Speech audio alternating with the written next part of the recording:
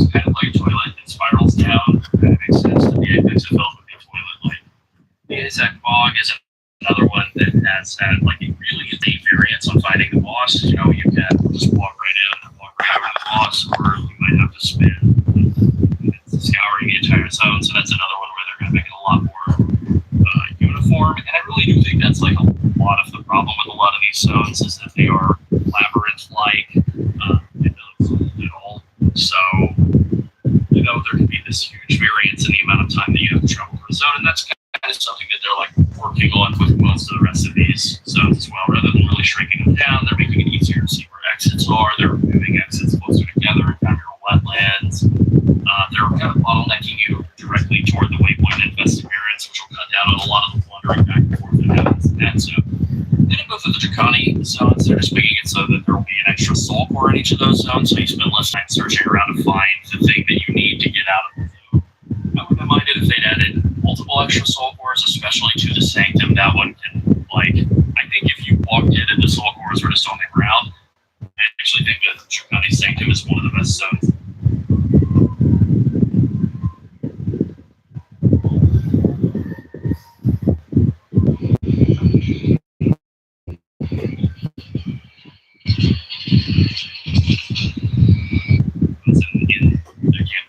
Problem is that's not how it works. You have to scour around for the soul cores, so they could be anywhere, and that winds up being pretty brutal. So this is like a half measure, I think. But overall, I think all of these are good changes. But there is one notable exception here: the Matlan waterways. So those were not nerfed, and I think that is probably the zone that everyone looks at and says, "Well, it's too large. It's the worst offender of all the large zones in Act 3," and I'm inclined to agree. So just to kind of like sanity test, I ran that zone in Act 3 on my current character level 88 Amazon. I have 30% move speed on my boots. I have several move speed passives, so I'm like 32 or 34% move speed once you factor in armor and shield penalties. Obviously, I'm one-shotting everything, so this wasn't like a real test of how long the run through that zone would take. Of course, it's just a test of how quickly I can walk through it on a character that's at end-game in PoE 2. I also wasn't leap slamming or using any kind of techniques, right? I was just walking along. I didn't stop and kill the rare event monster. I think that was it. My total time was like right over 5 minutes. I think 5 minutes and 5 seconds. So then I did it again on a level 44 warrior that I played a bit in Ash. Point 1, I didn't finish a campaign on it, obviously. That character was solo self-found, but it was like partly Cruel Act 1. So it's definitely overgeared relative to the Matlan waterways in Act 3, which is like a level 39 zone. And you can finish Act 3 below level 30 on a warrior pretty, well, I was going to say pretty easily, but no, the opposite. You can finish Act 3 on a warrior below level 30 with great difficulty, but it is doable. So that character only has 15% move speed on his boots, and it's using a two-handed mace, which I wrote down in my notes as a three-handed mace, apparently. I assume that's some sort of like team building exercise weapon or something. So I was leap slamming the whole way on that character. I did kill about half the monsters, something like that. They mostly died in like 1 or 2 hits with Mage Strike or Supercharged Slam, which is very slow and not the most representative sample, but again, whatever. Going from the start of the area to pulling the final lever took me about 5 minutes and 40 seconds. So really not that big of a difference from like a fully geared out character to sort of a level appropriate character, despite the massive difference in levels of character power and move speed on boots. The big differentiator really is that one character had leap slam, and that winds up making a world of difference. It covers up a lot of sins. So just to do a comparison with PoE 1, I also ran through Solaris Temple 1 and 2 on my Whisper and Frasier League. That character has like 47% move speed from boots. I full explored both zones in Act 8. I didn't kill anything along the way. I didn't use a Quicksilver Flask. I was definitely zooming. And it took me like 3 minutes and 45 seconds to completely traverse those 2 zones. I also wasn't using Flame Dash either. I probably could have shaved like another 45 seconds off. So, yeah, I mean, the difference in move speed is pretty substantial between the 2 games. This is kind of, I think, a piece of friction for people who have experience with PoE 1 who are now playing PoE 2. It's definitely like a bitter pill to swallow. So that really brings me to the big question here. Is the PoE 2 campaign too long? Yes. But I don't really think it is for the reason that people think. Is isn't really that much longer than the PoE1 campaign. I went through and compared the number of zones per active PoE1 versus the number of zones per active PoE2. PoE1 acts have on average about 13 to 15 zones. PoE2 acts 1, 2, and 3 have 14, 17, and 16 zones respectively. We don't know what acts 4 and 6 are going to have, but if they keep that average, I would expect they're probably going to be closer in size to Act 1, a little on the smaller side compared to Acts 2 and 3, but I don't know. So if that average holds up, we would expect to traverse through around 95 zones in order to complete the PoE2 campaign, somewhere between like 90 and 100. This is about 25 to 30 zones fewer than there are in the PoE1 campaign. And just to nail that average down from before on the Warrior in the waterways, since like that is the zone that they didn't nerf, to me that indicates that they think it's fine. The campaign is based on clearing 90 to 95 zones at an average of 5 to 6 minutes per zone. That's about 8 to 10 hours. That sounds pretty great for PoE2's campaign. I don't think it's accurate at all, but if 8 to 10 hours were the target time for a reasonably quick player who's not like Mr. Speedrunner, I think that would be pretty good. In terms of zone size, doing a lot of side-by-side comparison, just walking around and looking at them, while they obviously vary a lot, I actually don't think zones in PoE2 are significantly larger in size than a lot of the zones in PoE1. Lunaris Temple 2 in PoE1, for example, is so much larger than any zone in PoE2. It's not close.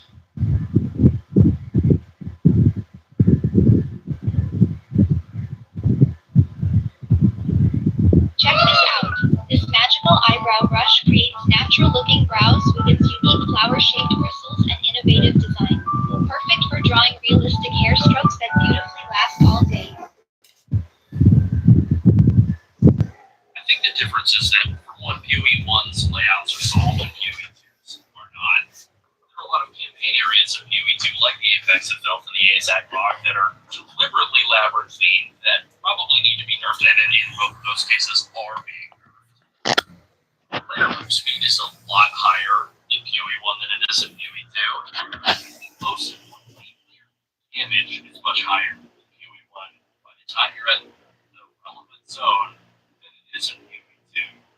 So you can do PoE1 zones more quickly due to having more move speed on moves, movement skills, multiple quicksilver flasks, and not stopping to hit each white monster 6 times before it dies, and you're not guessing where you're going on doing that. The real problem with PoE2's campaign is that player power is so much lower relative to monsters throughout the campaign than it was in PoE1, and I feel there are 4 overlapping design decisions that have caused player power to be so low. I think some aspect of this needs to change. First off, there is no crafting bench, there is no vendor system, and that means there's really no chance to catch up bad pieces of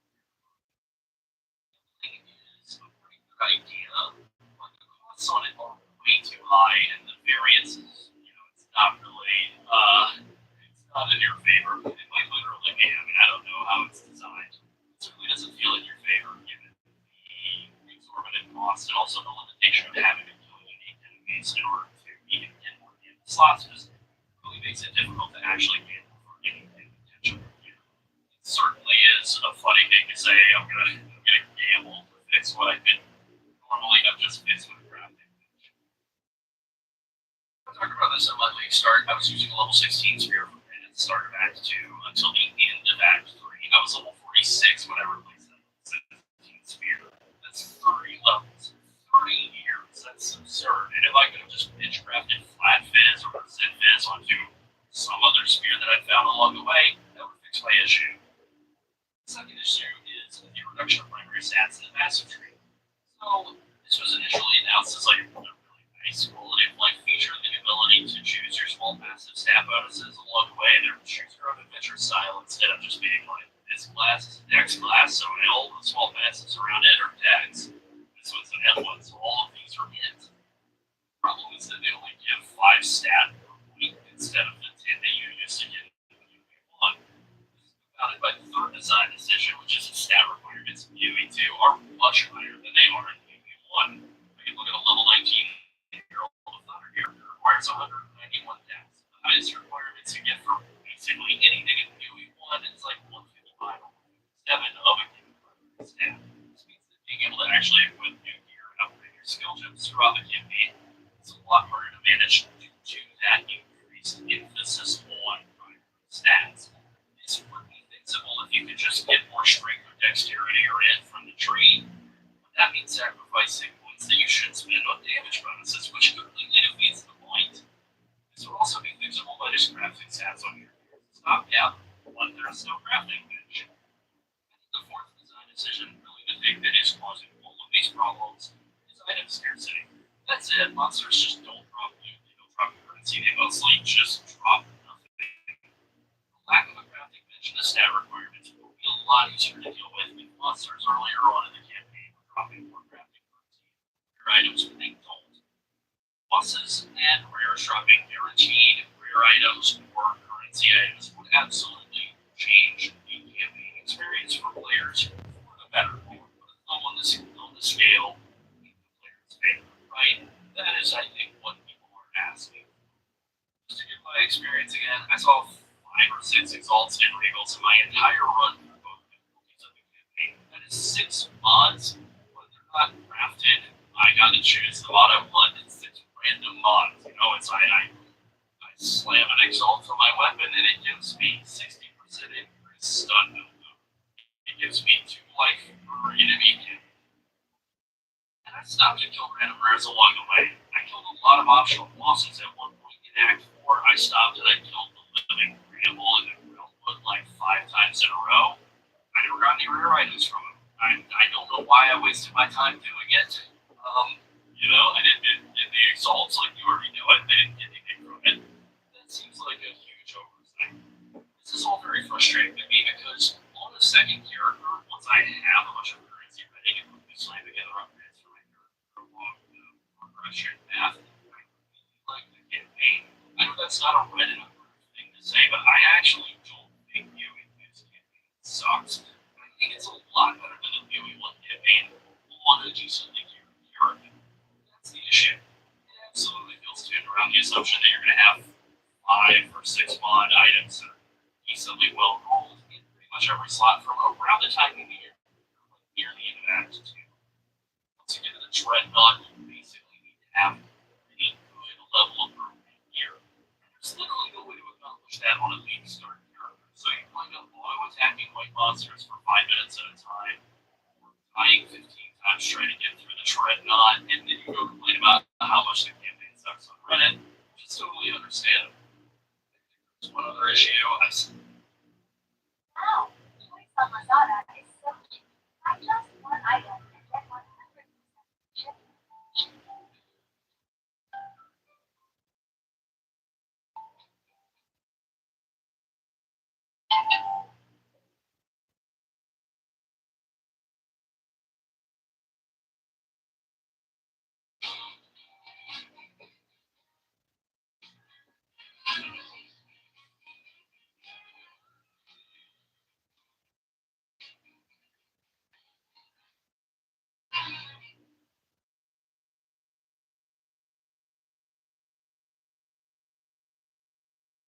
Before, but I'm thinking bears repeating here.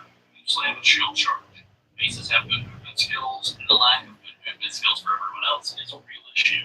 They like rank on the Huntress, the Huntress, like, one of the spans, right? But I like Drake. He didn't really do a lot of damage, but it was pretty cool to like be able to snap around it to enemies very quickly. That actually didn't feel but not nearly as good for actually moving through the campaign as like the shield charge. Kind of a half measure. Generally just feels not very good to not play a base in the campaign. It feels bad to be shoehorned into offhanding a base for movement if you really just want to play with bows or crossbows or a caster or something. I don't want to get bases nerfed. I really don't. I just want more movement options like Leap Slam or for skill and weapon exclusivity to be removed. So you can Leap Slam with a spear. I don't think that's ever going to happen.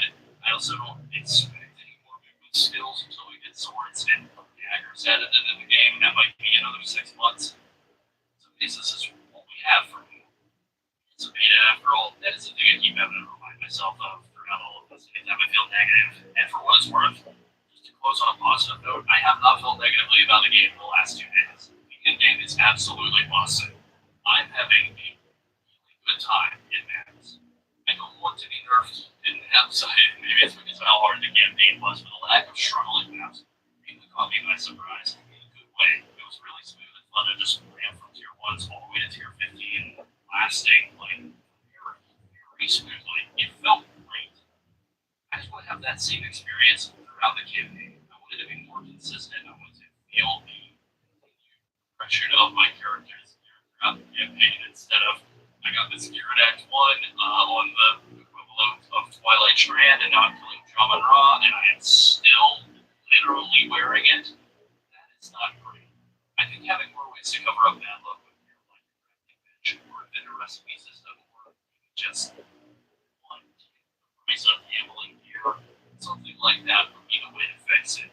It's already a system, but they are not getting the job done in the campaign, and I don't think the solution is to add another 10 types of them. I don't think these fixes are all that GGG is going to do to the campaign, and I do think that this is just the first taste. I hope so because I don't think they're quite enough, but they are a really good start to fixing Act 3, which really did have the worst. I said the labyrinth. I said labyrinthine like 15 times now, but whatever. They're fixing the labyrinthine zones. That has to be the top priority in terms of zone redesign.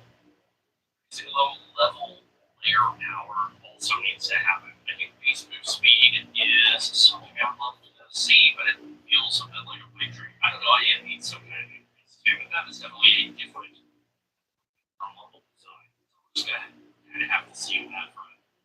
That's it. Be sure to like and subscribe if you enjoyed the video and you want to see more like it. And if you want to support us even further, consider becoming a channel member.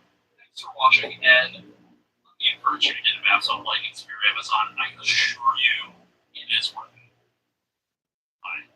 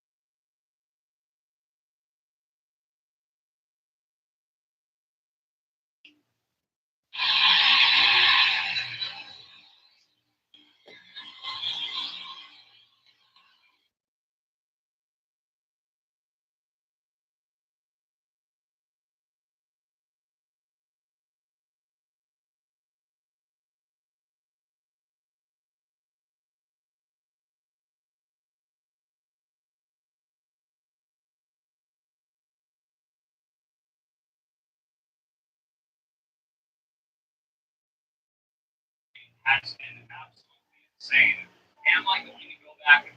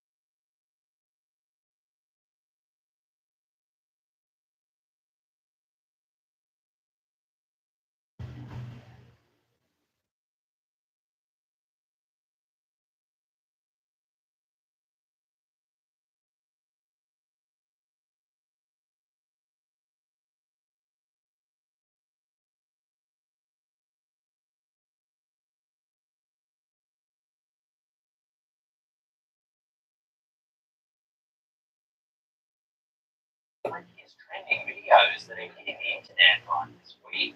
So hit subscribe and ready for content like this.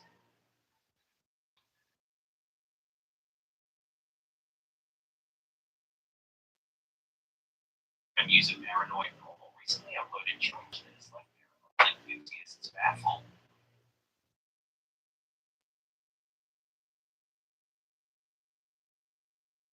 Allegedly sourced from official police security cameras, the short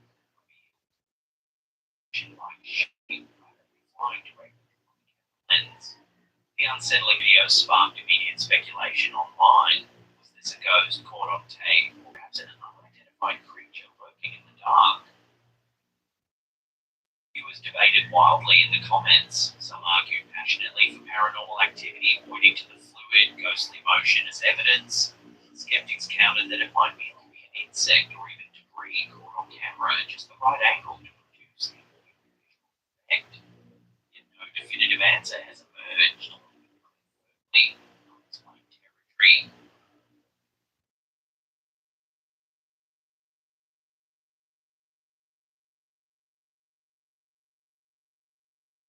Residents of a quiet neighborhood in York County, Pennsylvania, experienced a strange and unsettling late night visit, captured by a homeowner's Ring doorbell camera.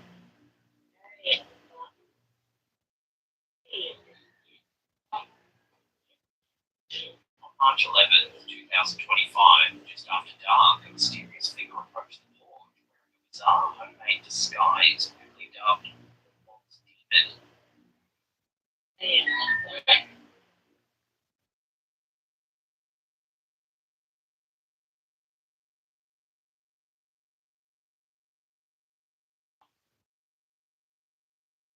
Announcing, "I am the Fox Demon," the individual placed a large cardboard box on the homeowner's doorstep, describing it ominously as a gift, or abruptly disappearing back into the shadows.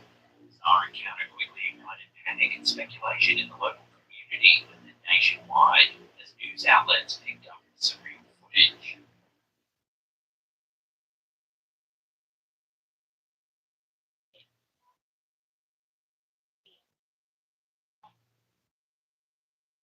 Initially, neighbours expressed fear, with news anchors admitting the footage genuinely freaked us out.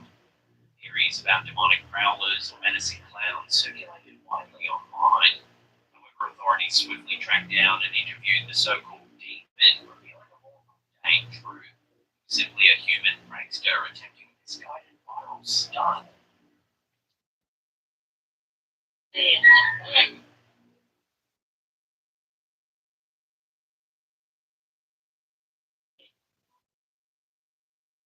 The cardboard box turned out empty, likely intended merely to unsettle. The motive behind the prank remains unclear. Even after police assurances that no threat existed, the Fox Demon has lived on as an urban legend in social media retellings, an eerie testament to how easily a simple mask and mysterious proclamation can spark fear and fascination alike.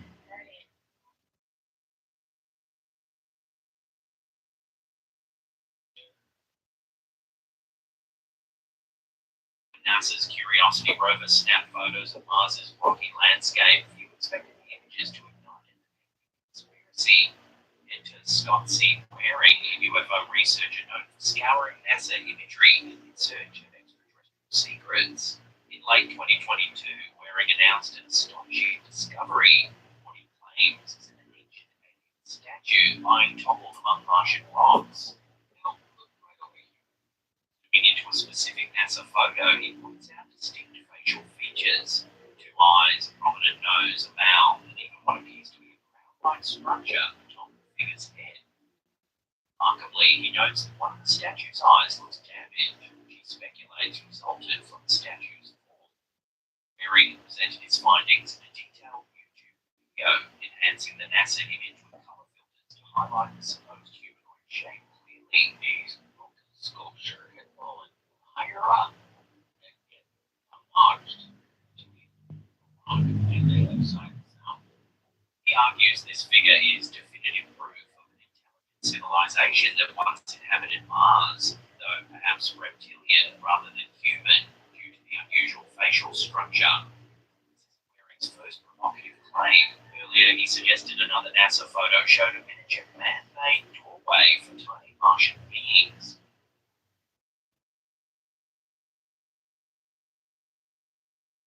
Space experts have quickly countered this statue theory. Most astronomers attribute these kinds of sightings to pareidolia, our brain's tendency to see familiar shapes, especially faces, and random patterns. NASA itself hasn't specifically commented on this anomaly, but continuously reminds the public that Mars remains barren and inhospitable, with no verified signs of past or present life yet discovered.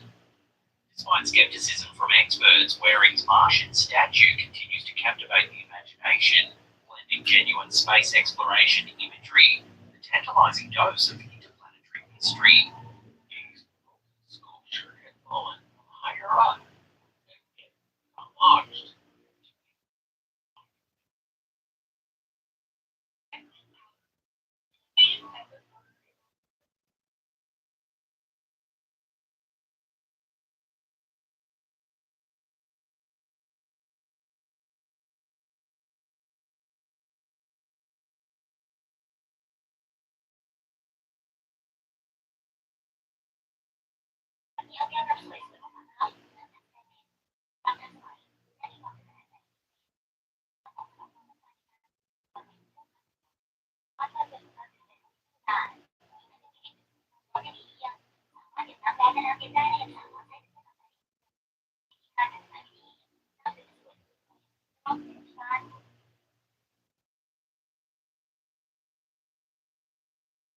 Obviously covered this next photo before.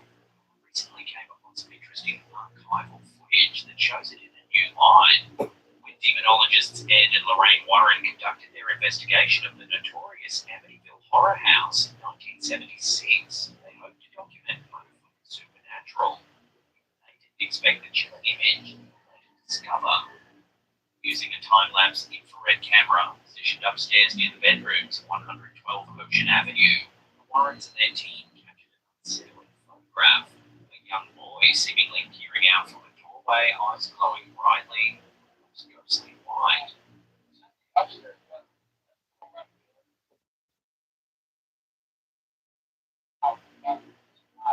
No children were present during the overnight investigation, leading the Warrens to conclude they photographed an actual spirit, specifically the ghost of 9-year-old John DeFeo, who tragically died in the infamous 1974 murders that made the house infamous.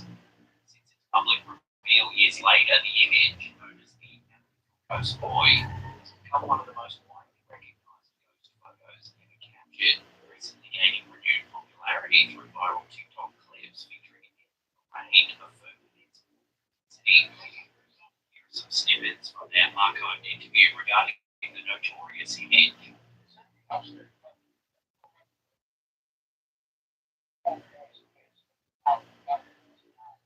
Interview continues, revealing strange details about the photo.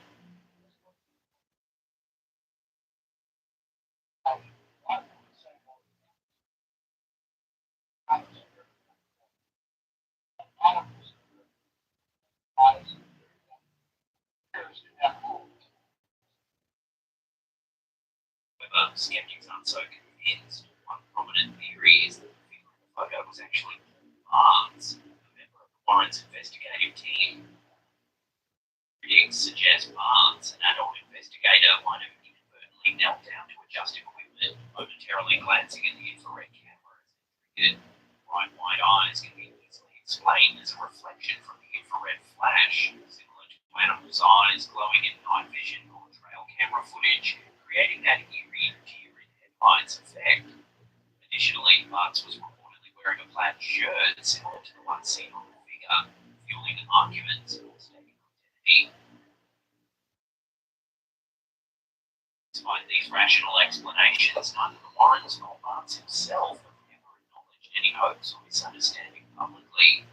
The image continues to captivate imaginations, standing as powerful symbolic proof for paranormal believers and a persistent puzzle for skeptics. Whether genuine ghost or simply a misinterpreted snapshot, the Amityville Ghost Boy remains an iconic and haunting piece of supernatural lore, inseparable from the enduring mystique of the Amityville horror legend itself.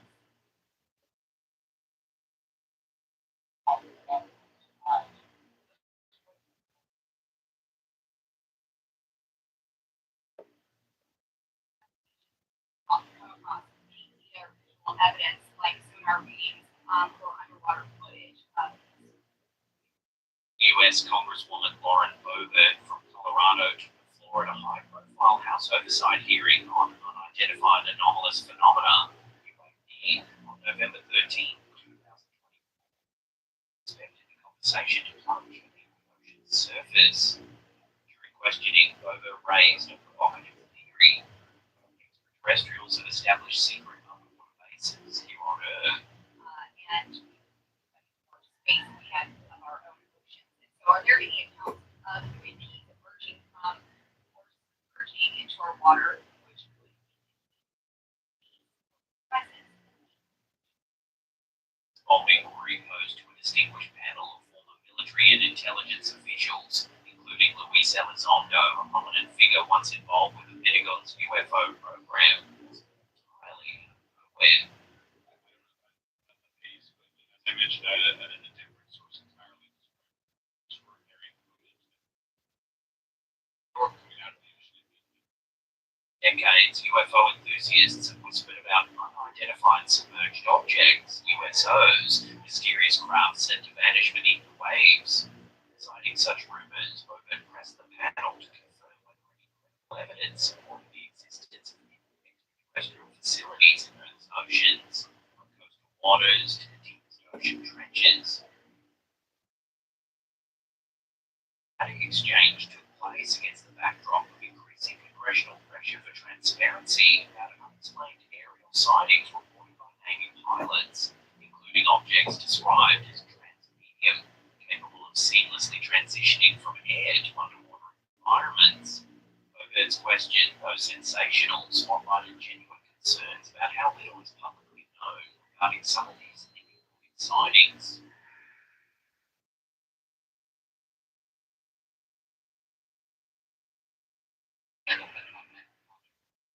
Panel's response quickly tempered the speculation. Elizondo and other experts clarified explicitly that no verified evidence suggests alien civilizations have established underwater bases on our planet. Despite intriguing anecdotes and conspiratorial theories, the message was clear. While numerous UAP incidents remain unexplained, the idea of secret alien layers beneath the ocean is currently unsupported by data. I don't know about the base, but as I mentioned, a different source entirely extraordinary footage coming out of the ocean. Still, the mere fact that a sitting congresswoman publicly inquired about underwater alien bases exemplifies how deeply UFO discourse has infiltrated mainstream politics. The hearing captured widespread media attention, demonstrating how the line between serious inquiry and science fiction speculation has become increasingly blurred.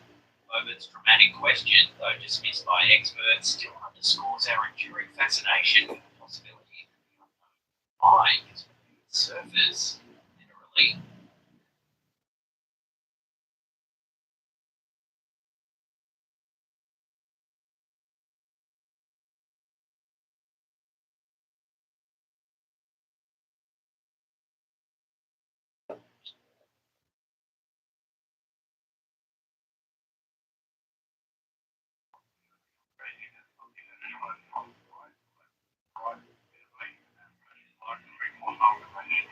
In an astonishing encounter on a recent JetBlue flight, seasoned pilots witnessed an unidentified flying object performing maneuvers so extraordinary, even experienced aviators were left stunned. Cruising at 37,000 feet, the pilots noticed a bizarre glowing object hovering above the cloud layer.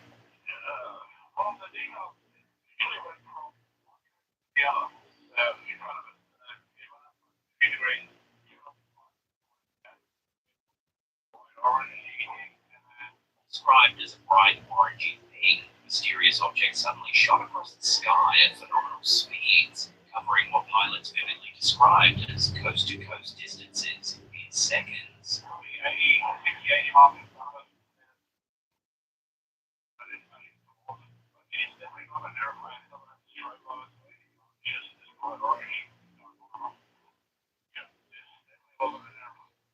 Remarkable cockpit audio, one pilot can be heard exclaiming, "Crazy, this thing went 180 degrees in like a second." More eerily, it changed trajectory abruptly, arcing upwards about 3 degrees before turning off its lights and seemingly vanishing from sight. The other,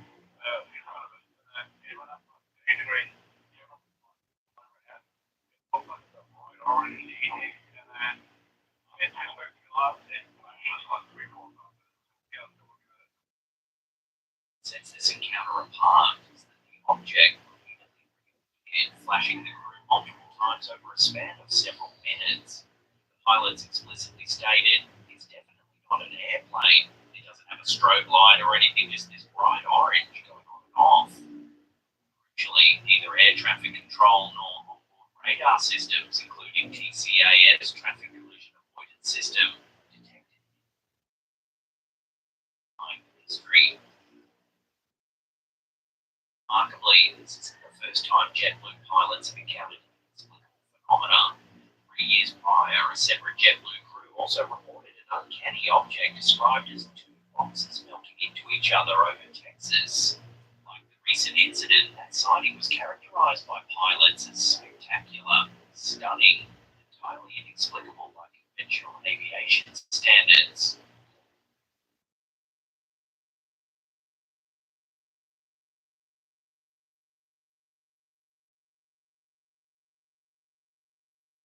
Incidents are contributing to an increasingly prominent pattern. Pilots worldwide, from commercial aviators to military personnel, are reporting UFO or UAP sightings with growing frequency and urgency. This JetBlue encounter, its detailed descriptions and genuine astonishment captured live, add significant credibility to the ongoing conversation about unexplained aerial encounters. While skeptics still search for natural explanations, these recurring pilot reports, accompanied by cockpit recordings and videos, have elevated UFO discussions from fringe speculation into mainstream discourse, leading to ask openly what exactly are experienced pilots encountering at 37,000 feet, and why are these encounters becoming ever more common in our skies?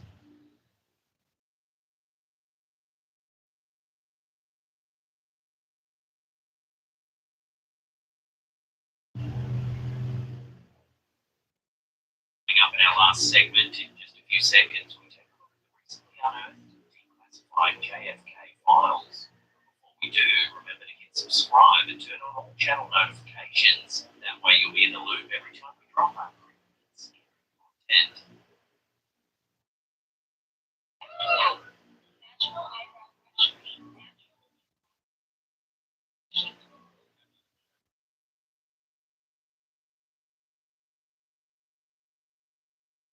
March 2025, the US government finally opened its vault, releasing over 77,000 previously classified pages related to President John F. Kennedy's 1963 assassination, one of the most enduring mysteries in American history. For decades, conspiracy theorists and historians alike awaited these documents, hoping they would provide definitive answers. Was there a second shooter on the grassy knoll?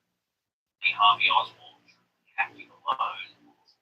Or a conspiracy involving the CIA, mafia, or foreign powers? The newly revealed files made public by the National Archives under a long-delayed mandate from the JFK Records Act of 1992 spanned far beyond Dallas. They detailed secret Cold War operations in places like Mexico City, Moscow, and Havana, illuminating covert CIA activities that have been shrouded in secrecy for generations. Intriguing were documents showing extensive CIA surveillance, including intercepting Oswald's mail during his time in the Soviet Union and monitoring his visits to Cuban and Soviet embassies in Mexico City just weeks before the assassination. Despite these intriguing revelations, investigators at the University of Virginia's Center for Politics concluded that none of the newly released material overturned the Warren Commission's original finding Lee Harvey Oswald was the sole assassin. No concrete evidence of a second shooter, nor was there proof of direct involvement by the CIA, KGB, Mafia, or Cuba. What emerged vividly was a portrait of intense government paranoia and widespread covert operations, ranging from failed assassination plots against Fidel Castro to audacious schemes involving sabotage, espionage, and even arranging feminine companionship to manipulate foreign leaders. conspiracy believers, the absence of a definitive smoking gun may be disappointing. The trove of files still offers tantalizing questions.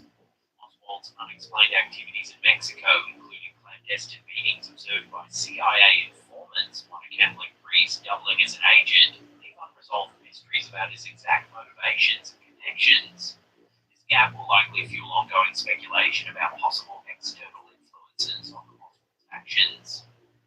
The JFK files release marks a moment of historic transparency, yet paradoxically, it underscores why conspiracy theories have persisted for over 6 decades.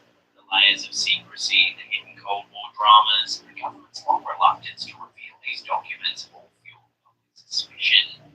Even though the 2025 files reaffirm Oswald's guilt, they also highlight the complexities of espionage and secrecy in 2005. Ultimately, the newly uncovered documents provide fascinating historical context and fall short of rewriting the tragic narrative of President Kennedy's death. The conspiracy theories may never fully fade, but now the public holds all known puzzle, bittersweet resolution to one of history's greatest mysteries.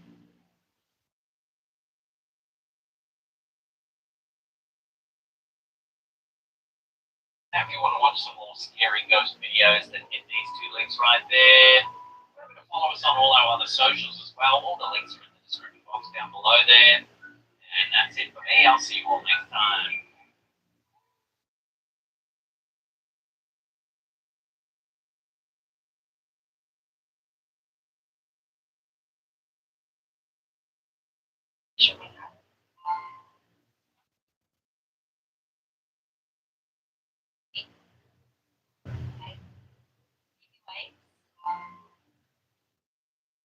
Or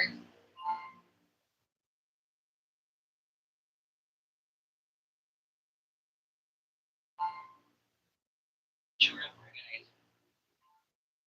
We should be. And by 7 to get a shop now. Toys.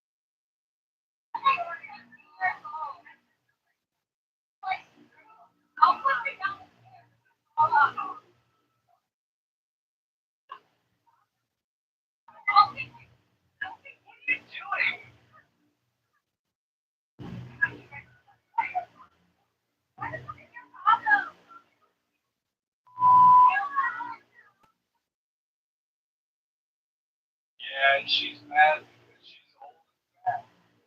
I mean, let's be real. She sees some girl, trying to look cute, and she's talking shit. That's exactly what it is, bro. Like, she's a Karen getting mad. Absolutely. Mad with that. Yeah, she overweight. Absolutely. What are you doing?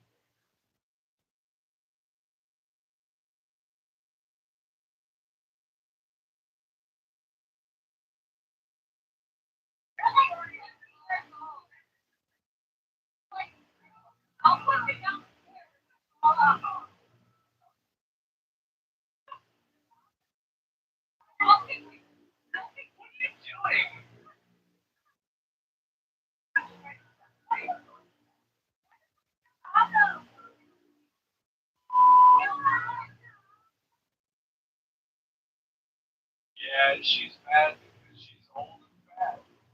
I mean, let's be real. She sees some girl, trying to look cute, and she's talking shit. That's exactly what it is, bro. Like, she's a Karen getting mad. Absolutely. Mad with that. Yeah, she overweight. Absolutely. Okay.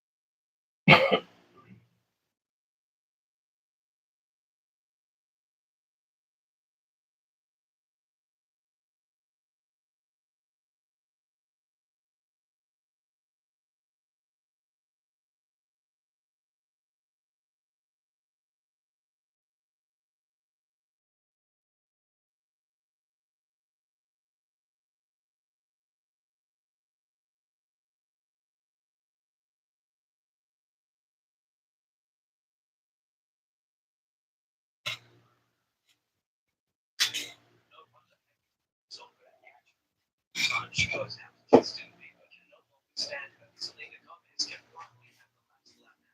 So Korea Justin's career has been full of ups and downs. He wanted to support her husband and gave up the promising future in the modeling industry and devoted himself from her previously close friends. She even cut off relations with her parents during her pregnancy. Bieber's saying that there has been no contact until now in mid-daily life due to the decline of his career. Justin didn't have any to for a whole year and his mood was also changing even when they went to Disney.